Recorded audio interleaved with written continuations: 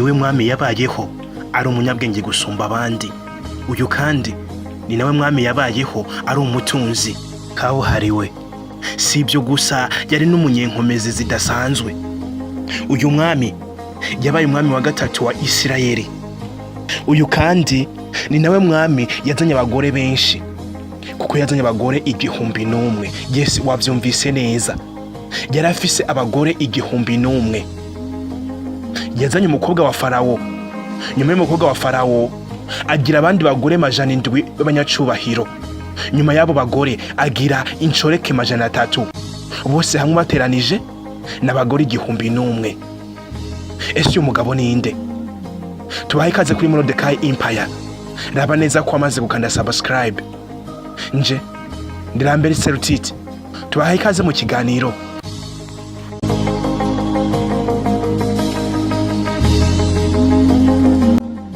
Uyu mugabo w'ibigwi bingana gutyo tubabwiye yitwa Salomo, ni umuhungu wa Dawidi. Uyu Salomo yavutse mu mwaka wa 970 imbere ya Kristo. Yavukiye i Yerusalemu, ni umuyuda. Yavukiye i Yerusalemu kandi niho yarerewe.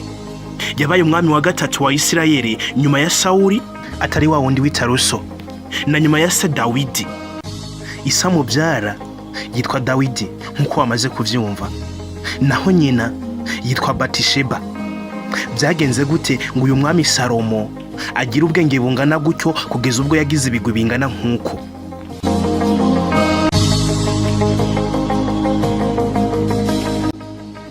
Se wa Salomo yitwa Dawidi nkuko mwamaze kuvyumva.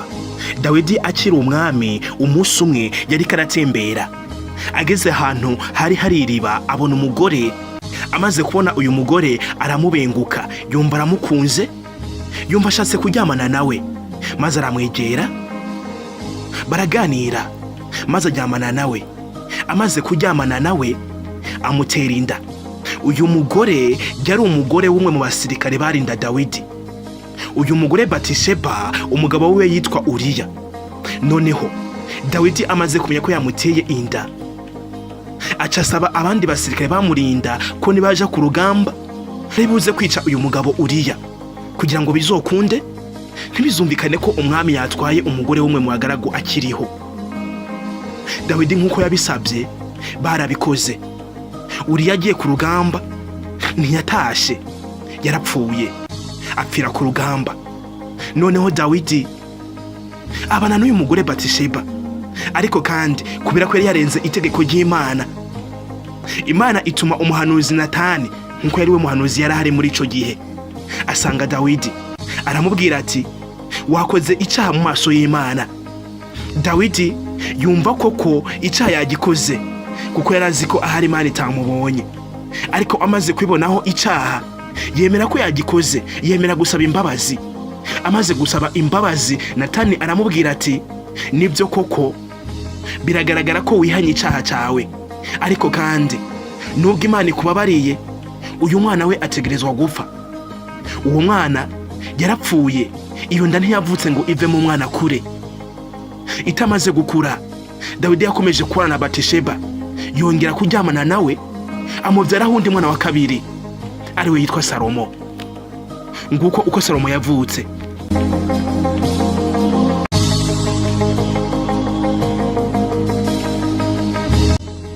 Nkuko mwamaze kuvyumva, kuri uyu mugore Batisheba, Salomo ntago ari we mfura yiwe kuri Dawidi. Imfura yarapfuye. Salomo avuka ku nshuro igira kabiri, maze amaze kuvuka, ise Dawidi amwita Salomo, umunyamahoro.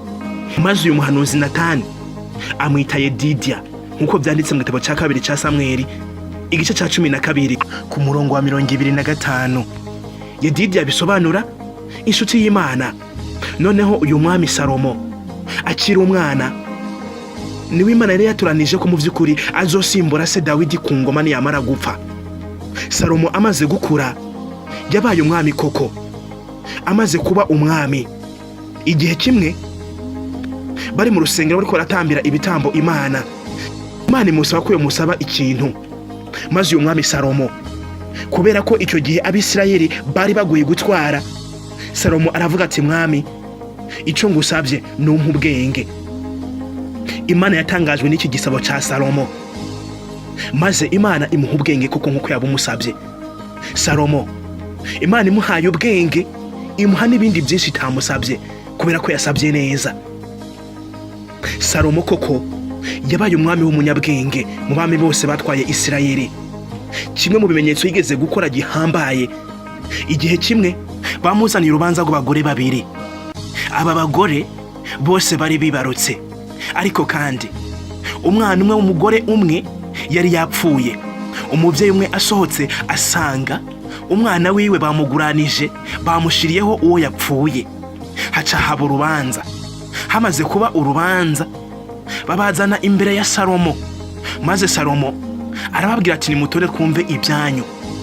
Umugore umwe aratonda ati jewe nabyaye umwana, ariko kandi maze kubyara umwana nsohotse hanze nsanga uyu mugore mugenzi wanje yampinduranirije umwana, azana wiwe yapfuye atwara uwanje muzima.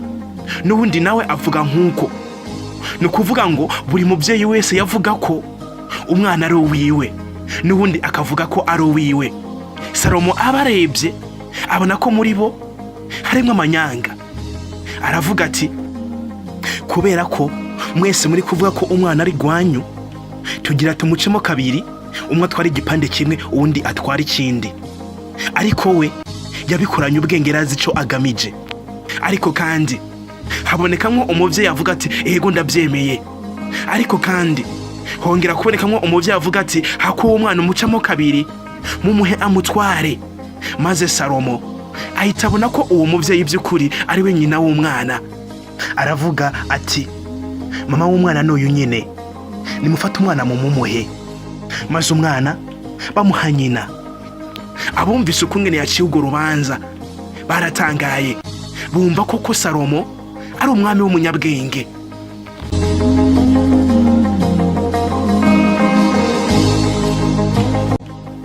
Muribuka uyu mwami Salomo ko yazanye abagore 1,000.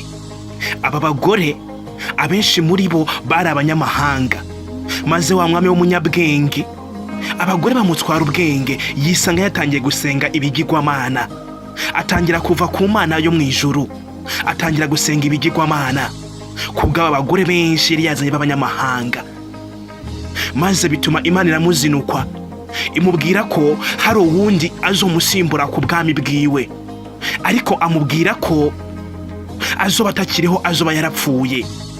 Salomo yamaze imyaka 40 ku ngoma, maze araheza arapfa. Salomo yanditse ibitabo 3 muri Bibiliya.